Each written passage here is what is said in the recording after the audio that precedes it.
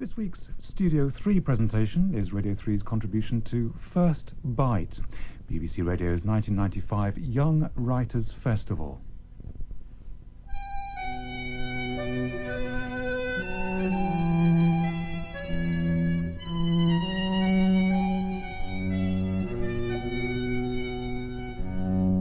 Downheaval by John Fleming, with Owen O'Neill as Talbot, Kate Hardy as the model, and Al Hunter Ashton as Charlie.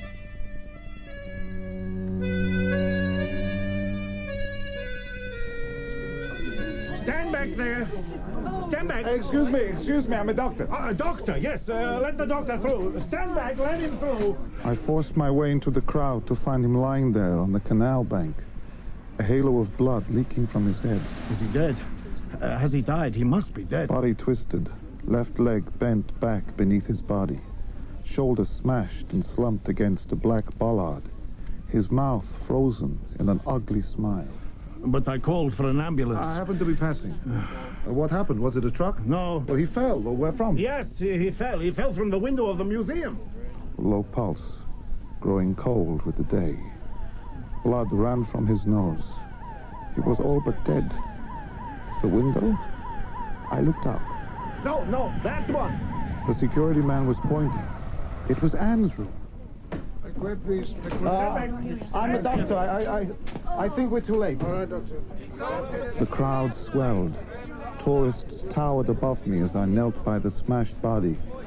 We gently lifted him up onto the stretcher, respecting the pain he could scarcely feel. Want me to come? Okay?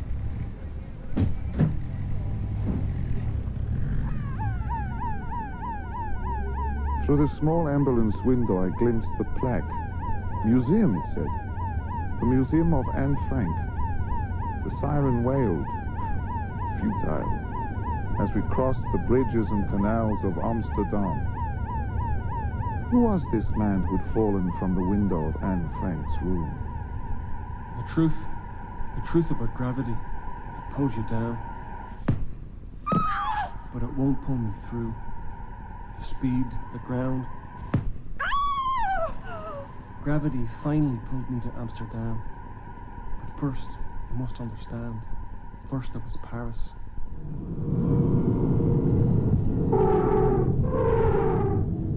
Months ago, Paris.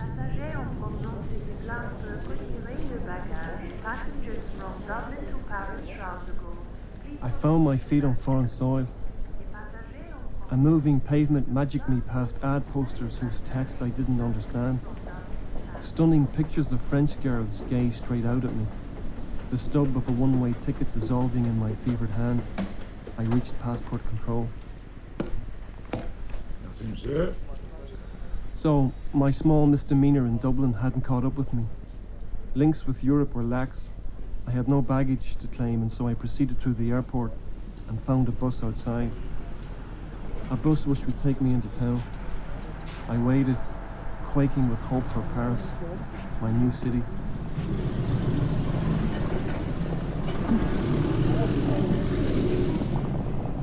"18 months, a series of lousy restaurant jobs.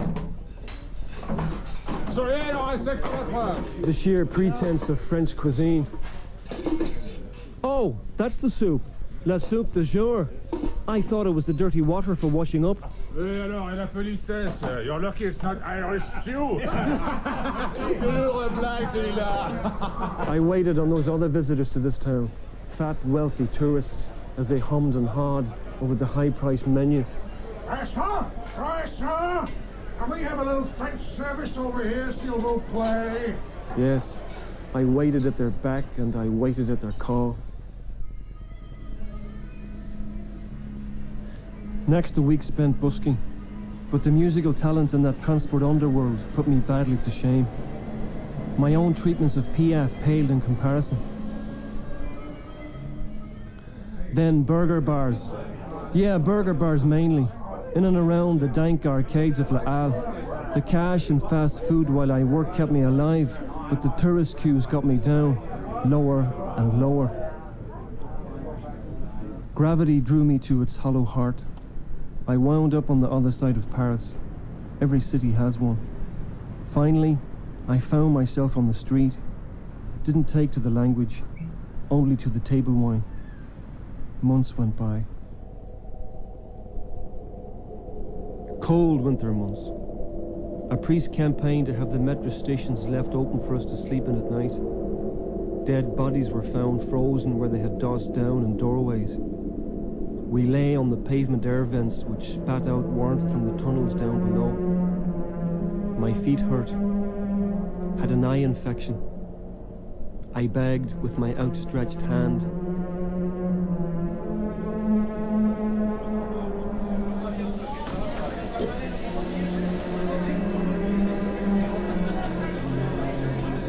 Merci madame, merci monsieur. Je viens d'Irlande, j'ai 30 ans, j'ai une femme, j'ai froid.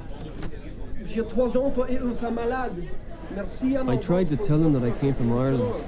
I was 30, cold and hungry. I would have 3, sometimes 4 children and a sick wife. I thank people for being so understanding. As I combed the metro carriages one by one, smiling all the way through winter with my honest face, a beard growing over it.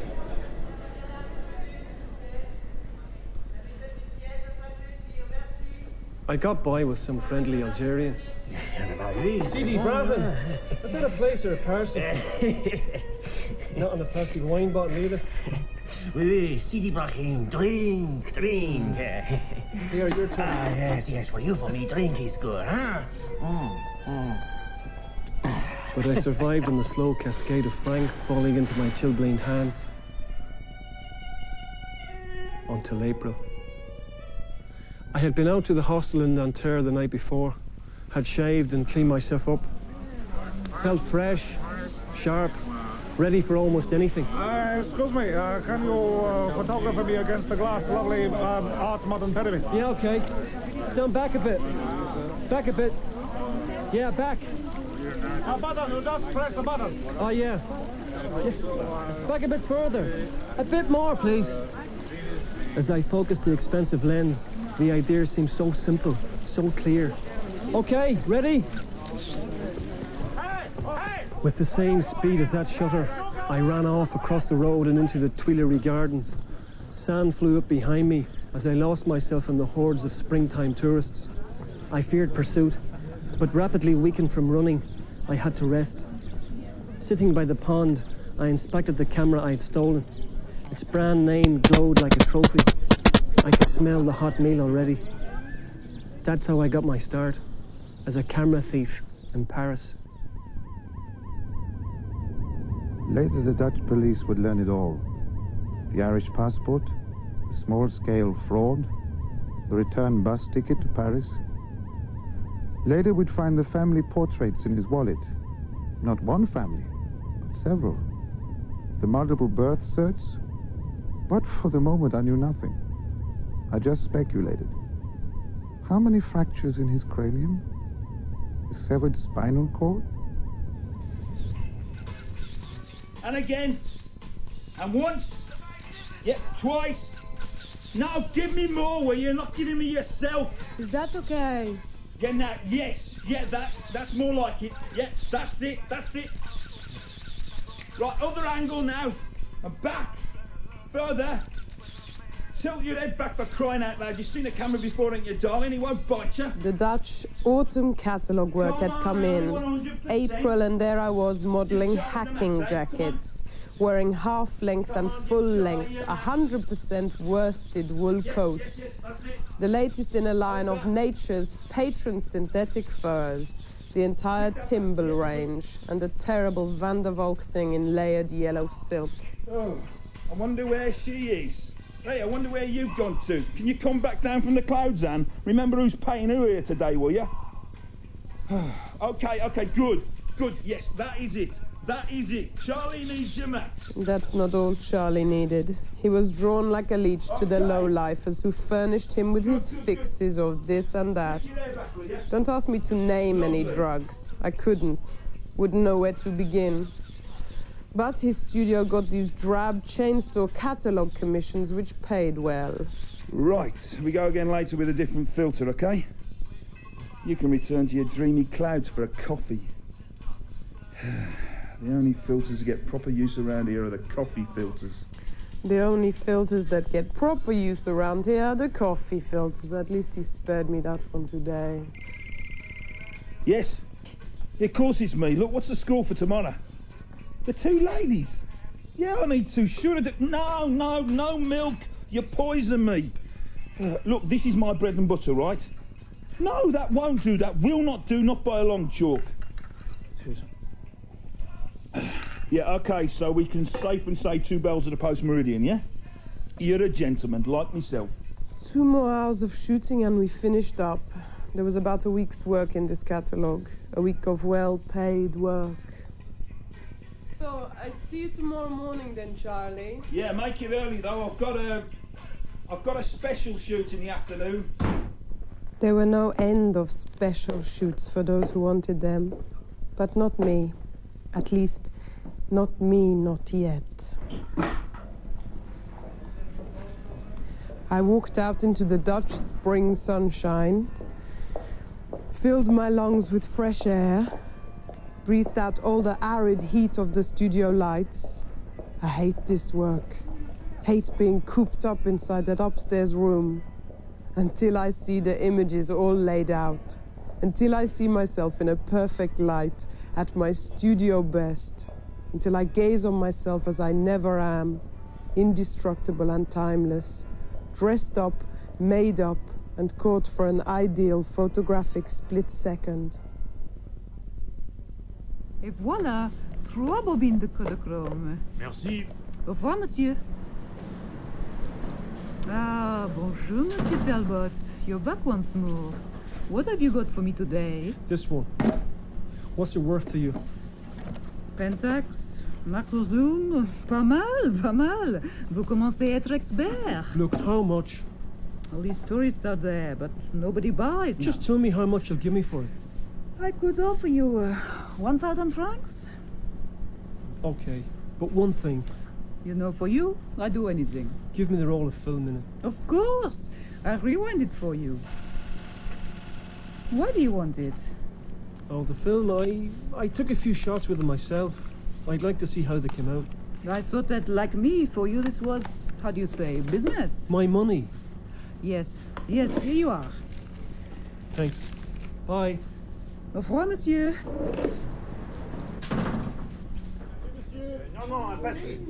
I started to keep the rolls. On this one, a smiling family.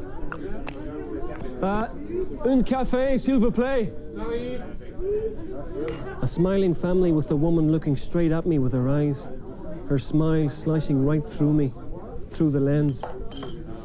A child linking her with the father, the pillar of the family trio. Merci bien. The boy looking at the camera. It's just a camera, an odd black box. He doesn't know the image it steals from him. It's here, on this little roll. C'est combien pour le café? Comment? C'est combien pour le café? 5,50. At random, I would choose from the dozens of rolls and get them developed. I breathed air into these images taken by the people I had robbed. Always I found the last shot, the final frame taken by me before I ran off. Always I recalled the person, as if they had hidden out there until the chemical process of printing released them back into the world. The stolen cameras got me enough cash to pay for a basic box in a monthly hotel. I walked back through the Marais, across the busy Bon Marché.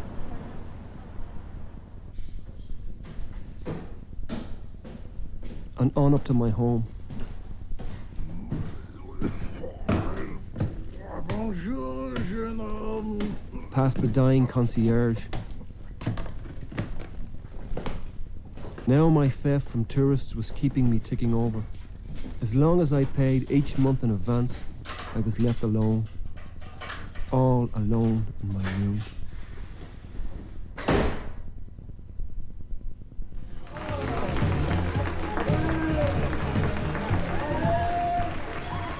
The Dutch house of Van der Valk were participating in the Paris fashion shows. A live catwalk. It seemed ages since I'd done one. Who's next? I'm on out there in a second, in this small black dress. D'accord. Go, go, go.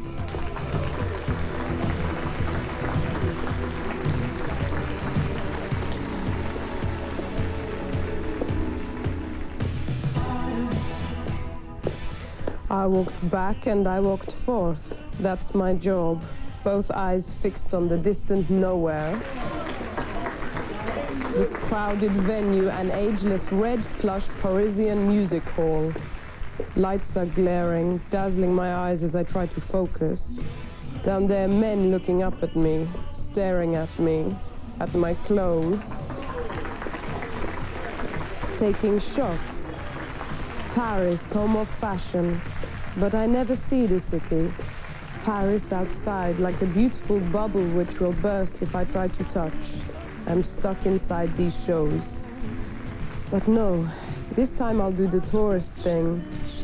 There's Charlie photographing me, the vicarious lover of models, looking at me through his lens.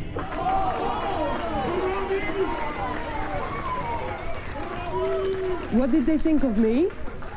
What did they think of me? They are liking you. They liked you.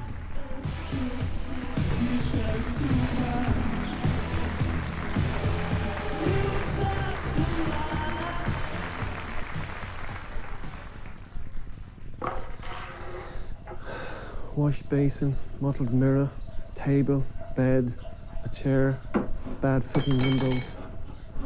15 square meters, they said. I dwell in here. I sleep and I eat behind this door. I awake mid-morning, mid-afternoon or midnight. I awake and stare at the world outside. All done in by my need to sleep. That day's theft earned me nearly half of next month's rent. I can try to rest in peace.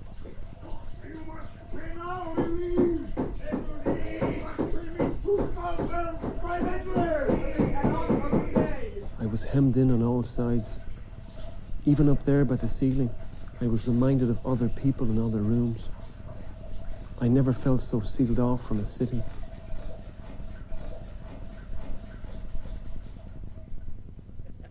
Yes, yes, yes. You did the biz back there. We wowed them off the catwalk. You were top-notch, kiddo. The tops as per usual. I felt odd. Those other models are younger and younger. Yeah, you feel old. I said odd. She feels old. Now she's talking about age, for crying out loud. Look, darling, you still look good to me. Through the lens, through my naked eye, and I know I've seen girls as they fall apart. But what can I do? I've never done anything else. You're not thinking. She's just not thinking, is she? Sure you can. You can move on within the business. There are other types of work. Par ici, c'est le Ritz. Look, here's our hotel. Charlie, I don't want to talk about this with you again. You understand? Look, work is work, modelling is modelling. For you, behind your camera it is, but not for me. I've told you before, no. Voilà le Ritz. Ça fait 40. What's he saying? Whatever it is he's saying, come on, I'm waiting. 45 francs. Give him 45 francs. Ooh, no, that's no way to treat a tradesman. Charlie, I'll give him 50. Hey, mercy, my man, mercy. Trading's about gratitude, love. Now let's get inside, eh? A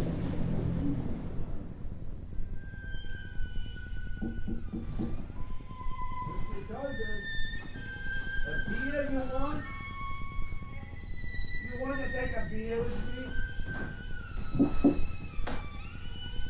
Monsieur Talbot, why you never answer me? I could never answer. I trusted no one. Out all day stealing cameras. I then laid low here in my lair.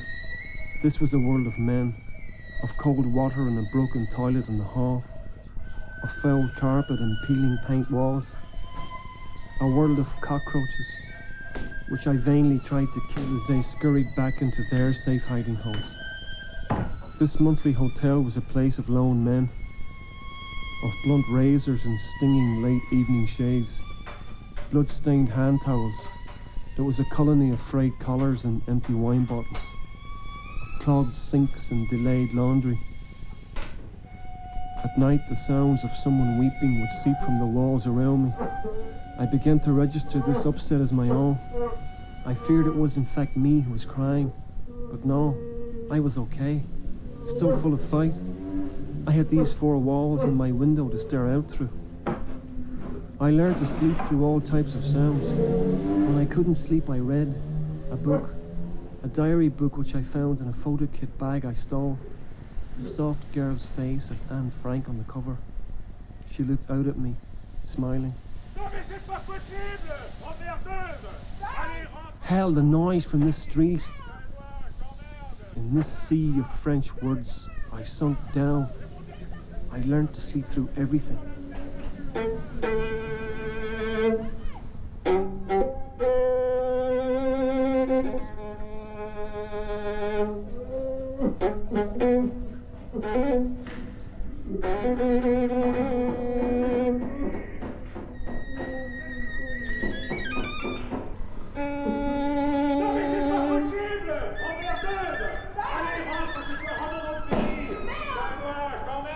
Not understanding the language, I had to live through my eyes, open and closed. I dreamt of the faces I'd framed, photographed and robbed. I dreamt of their images on film being processed in laboratory darkrooms. Dreamt of those images being born like mushrooms in that dark. In that same dark which engulfed me. I imagined these photos developed in darkrooms identical to my darkroom there in the monthly hotel. Dreamt of these photographs and forgot about French. I sat in Berber bars off Rue de Bagnolet, sipping beer and feeling lost, reading my book. It was a diary, the diary of Anne Frank. The Ritz. Van der Valk's put us up here in the tourist heart of Paris. It is so, I do not know, classic. Can I help you, Monsieur Dame? Yeah, reservation under the name of Van der Valk. I watched him drip false confidence. Charlie could talk all right. He was good at talking and taking photos. Your key, sir. Thank you kindly, Mrs. But look deeper. See his trembling hand as he fumbled to pick up the key. He was all strung out. Needed his little something to perk up. Couldn't have had time, what with the flight from Amsterdam and the fashion show. I can't see why I ever liked him. I didn't know better. Madame, Monsieur, votre chambre 309. Charlie, where's my room? What's up? This room's fine. I want my own room, Charlie. It's Van der Valk, isn't he? He's made a mistake, but it's too late now. Well, there's only one solution. I'll take it. Hey, come on, let's not be rash. Go down to reception and tell them. Just give me the key. Go to reception. Vous avez une autre chambre pour le monsieur? Certainement, madame. Charlie, I've told you before, it's long finished. They say where there's life, there's hope. Why don't you take a rest? You need one. Get to your room and I'll call you later. Maybe we can go out to eat. Okay, kiddo, that's an idea. That is an idea. I didn't need all that. Sometimes he can be difficult. He just won't let go. I'm worn out, flagging, drained by the flashlights of those shows. It's always like this when I'm working. These business trips are not holidays. But tomorrow, I'm determined to see Paris.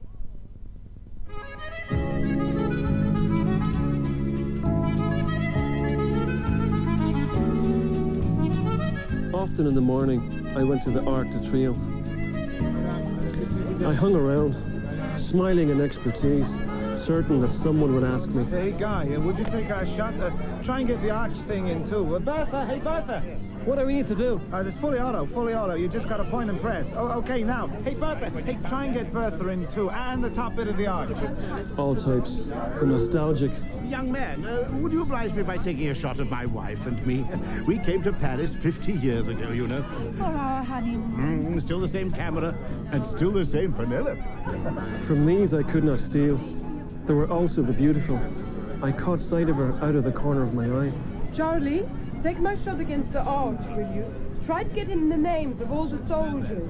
Tilt your head back. Come on, give me the max. Charlie, this isn't a photo session. I just want a shot to remember Paris. Nah, dead loss. Why don't you buy some postcards? It's not the same. Here, give it to me. Hey, be careful, will ya? What do I press? Oh, leave it. This one here, is it? Oh.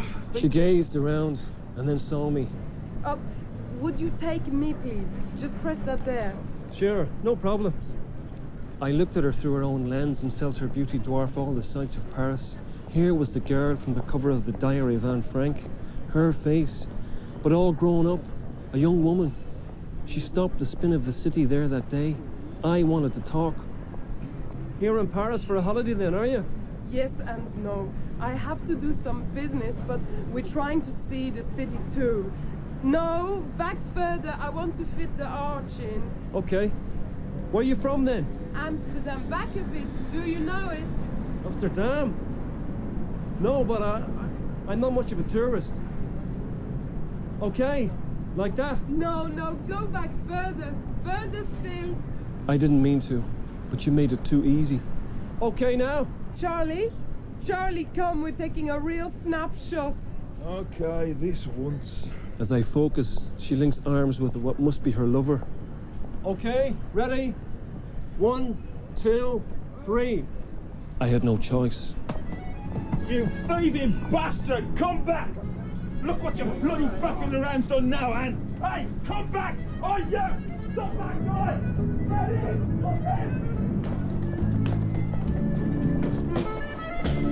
With her camera, I ran down into the tunnel and away from the Arc de Triomphe.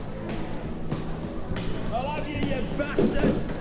Heart-pumping fear, I ran back up into the street, through the traffic mayhem. This meathead in bloodhound pursuit. I'll kill him! I'm gonna kill him, the bastard! Scarping with his Olympus, down the Champs-Élysées. In a matter of dangerous minutes, I lost him. I ripped his precious film from the camera and flung it towards the nearest bin. Some memories you don't want to keep. There he is! We've got camera! Oh no! No! He lay there, shaking slightly, in the last throes of life. The Dutch medics had thrown his photo bag to one side, along with the crushed, dog-eared paperback book. I found the familiar face of Anne Frank smiling from the cover of her diary. It seemed to me that she had lured him to Amsterdam, this mere tourist. He had been drawn to her room with his camera and snapshots. He had been lured here to die. Charlie was rabid. The stolen camera cut our Paris trip dead.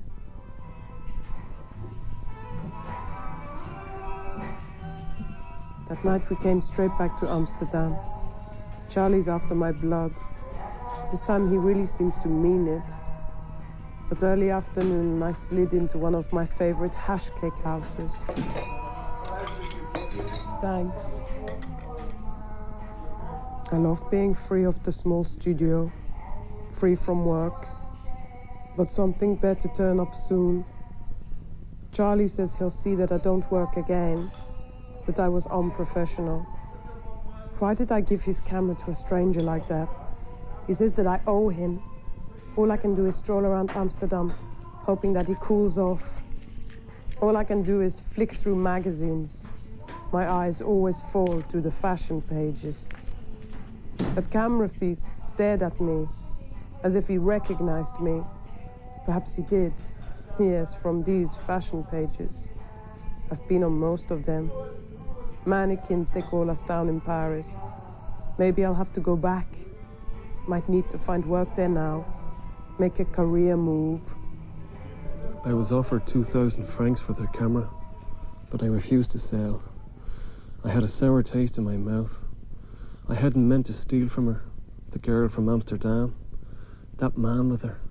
I fear he'll take it out on her. I still see her posing for me, smiling, innocent, like that other girl from Amsterdam. They both haunted me. They were making it impossible for me to continue stealing. I climbed up the steps at the base of the new Grand Arch. The vast expanse of La Défense was filled with the glare of reflecting glass. Skyscrapers intensified the white light into snow blindness. All overexposed. The modern Grand Arch loomed there like a summer iceberg that day as I began to lose control. My heart wasn't in it anymore. Instead, I tumbled into the lift with the tourists.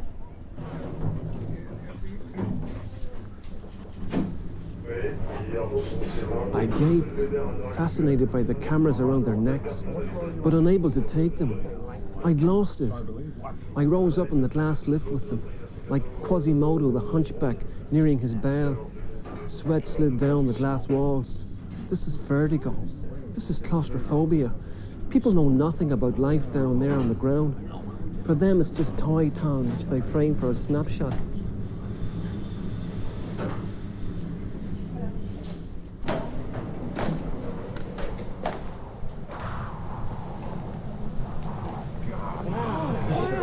All of Paris, way down there. I just had to learn what it was like to be a tourist. 18 months of stealing from them, of running from them, losing myself in the Paris to which they had come, in the Paris in which they believed. The majestic Tower of Eiffel, the Louvre and the Arc, the quays of the Seine and the bulging boulevards, the Opera House and the gardens of Palais Royal and Luxembourg. Losing myself, losing everything. I've got to get out of here. Hey, are you okay there? Let me out of here! Hey, let me out of here! What's wrong with that guy? Cornelie, al meer dan 20 jaar de grootste slaapkamerspecialist van Amsterdam. Op 6 etages. Last night it happened again. I already had a headache from being stuck indoors all day when the telephone began to ring. Okay. Hello? Hello there? I thought that it might be my mother calling, or maybe Charlie, like last night.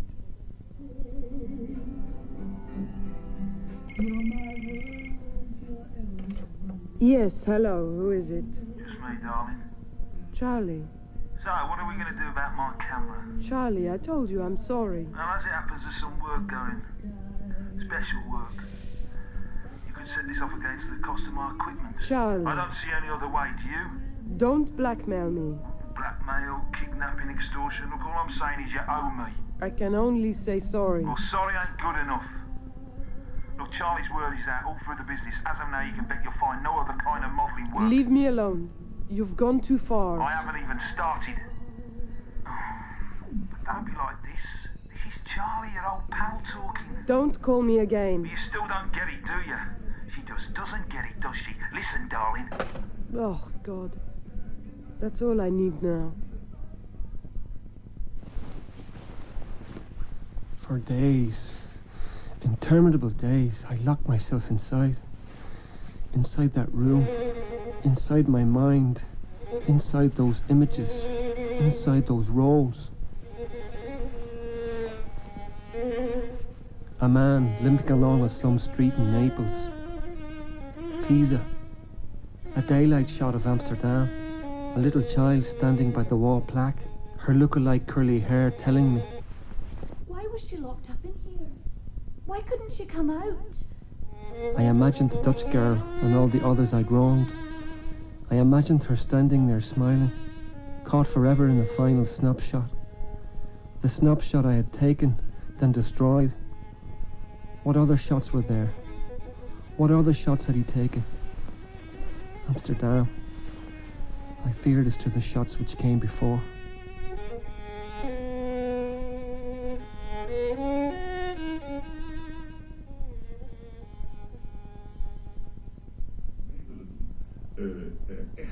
I was worried sick. All these threats over a camera. I could take no more. I needed to clear my head. Later that evening I went out for a walk. The streets were almost deserted. It was warm, peaceful. The moon was reflected in the canal water. A full moon, I think. My city looked beautiful as I crossed over the bridge. Excuse me. Hello there. How are you? Not bad, thank you. Are you free? What do you mean? For business? You free tonight? You make a mistake. Oh, yes, I do. I'm afraid you make a mistake. You work, do you not? Yes, of course I work. But not the way you think. Who sent you? Look, I must go. I am busy. With work? No, not with work. Now, excuse me, I have to go. Hey, but come on, look, I have money. Sometimes it is difficult to just walk the streets. I went straight home. Amsterdam was my port of call.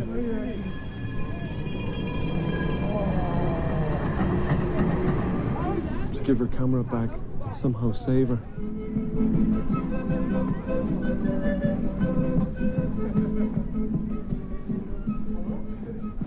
I found a magical maze of circular streets and canals. I plunged right in and lost myself within seconds.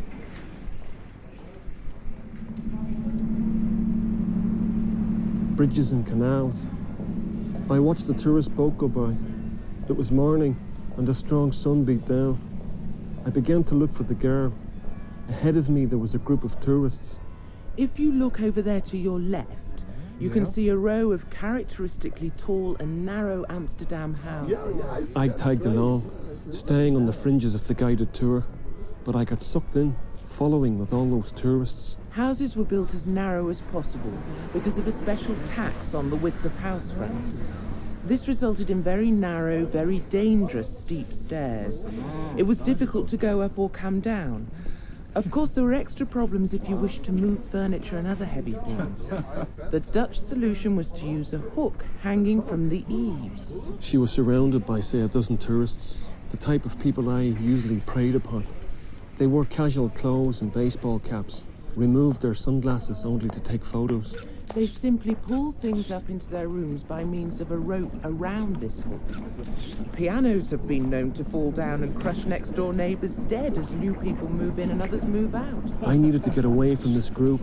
I had to go off and see some of the city for myself. The laneways, the back streets, to look for the girl, to give her back her camera.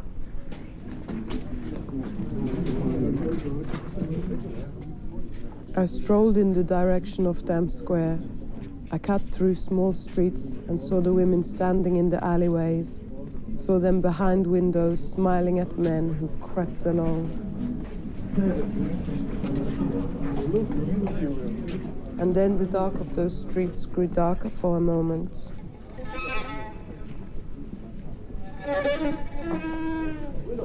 I could touch both sides of the street with my arms outstretched. The walls were wet, running with damp.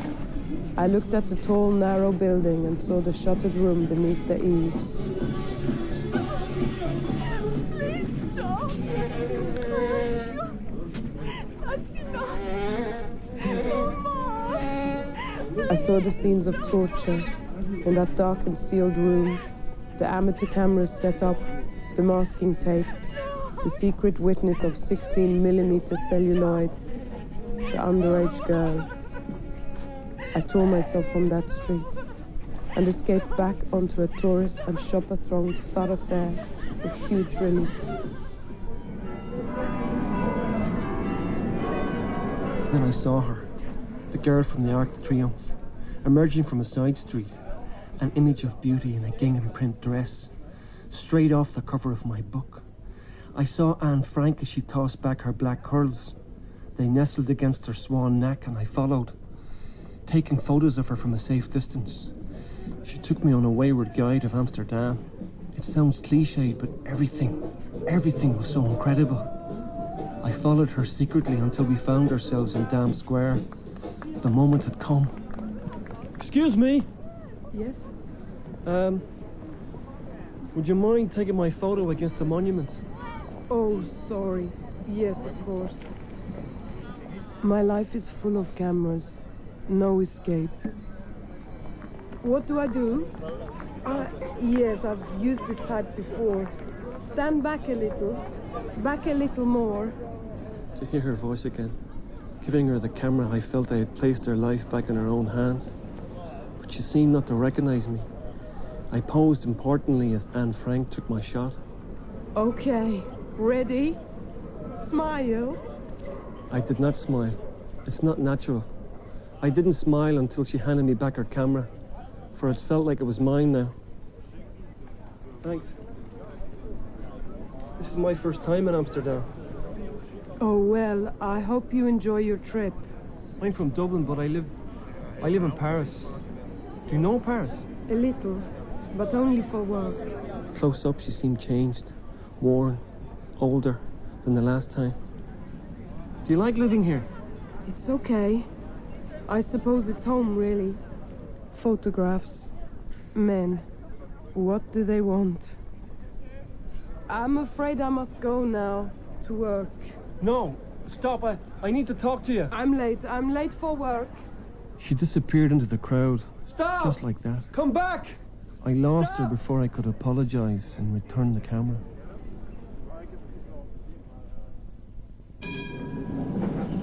Frantically, I searched for her. All around Amsterdam, all afternoon. Late for work, she had said. I raced back to where I'd seen her emerge from the side street. Not a trace. I returned and spied on Dam Square from a shop doorway, but still no sign at all. What sort of work did she do anyway? All the time I took photographs with her camera. I combed the city until I came upon a particular canal. Of course, it eventually led me to the Anne Frank Museum. A ticket, please. How many? Just one, thank you. I enter. The wooden creak of the floor. Images are caught in its polish. Up the stairs. Behind the bookshelf. The secret door swings open. I enter the world of Anne Frank.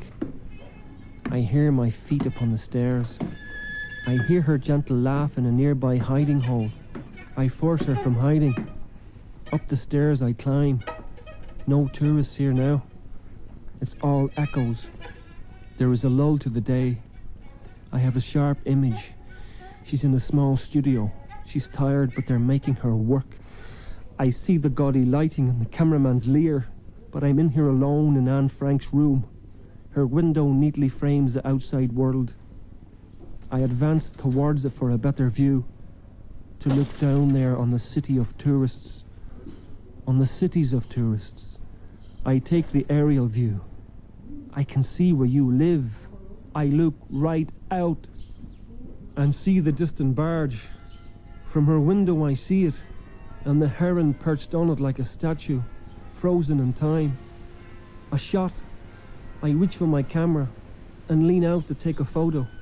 The heron flutters its wings as I arch out a little further to get a good shot. See the people below.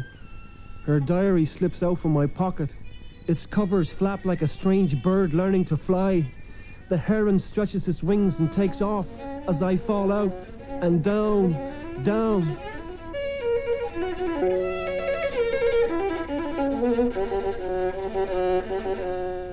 I'm up here in Brunelleschi's dome. I'm perched on Guidi's cathedral, in the whispering gallery of St. Paul's. I'm in the Concorde cockpit. I can still see where you live. I'm on the smouldering rim of Vesuvius, the top floor of Liberty Hall. Anne Frank's diary falls out and free.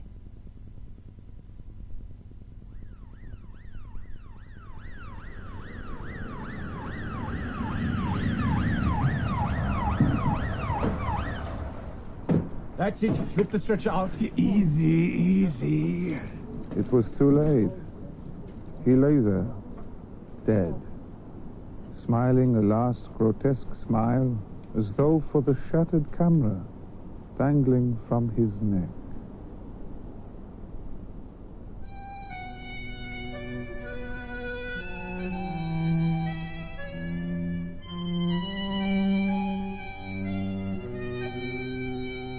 In Downheaval by John Fleming, Owen O'Neill played Talbot, Kate Hardy, the model, and Al Hunter Ashton, Charlie. Stephen Critchlow was the doctor, David Timson, the security guard, Andrew Branch, the beggar, and Patience Tomlinson, the shopkeeper. The barman was played by Roger May, the concierge by Geoffrey Whitehead, and the fashion show coordinator by Tessa Worsley. Paul Jenkins was the man crying, Olivier Pierre, the man arguing, Sandra James Young, the woman arguing, Jonathan Keeble, the foreign man, Tracy Wiles, the tortured girl, and Becky Hindley, the tourist guide. Other parts were played by the cast. Original music was composed and performed by Alexander Balanescu. The play was directed by Peter Kavanagh.